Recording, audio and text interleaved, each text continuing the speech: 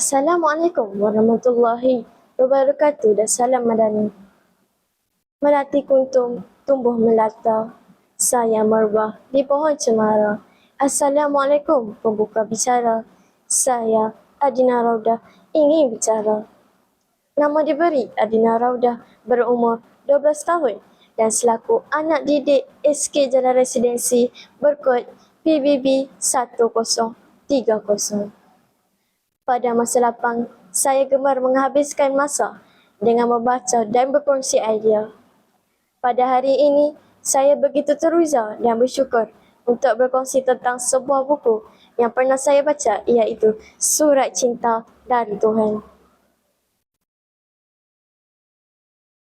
Buku ini hasil daripada saudara Adni Roslan yang diterbitkan oleh Sentap Press Sendirian Berhad. Buku ini mempunyai 365 halaman bercetak dan terdapat 30 bab yang sungguh menarik.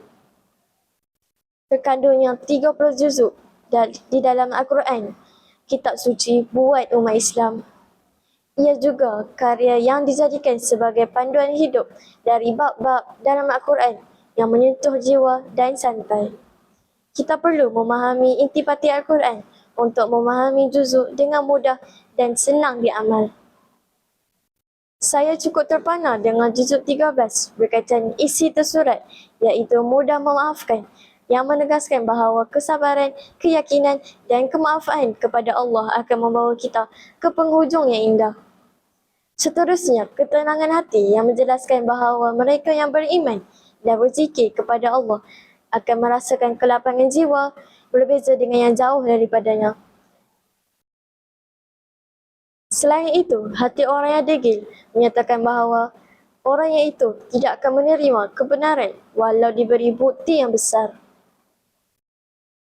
Akhir sekali, tanggungjawab atas pilihan sendiri menunjukkan bahawa manusia patut berfikir secara kritis dan memilih jalan yang betul.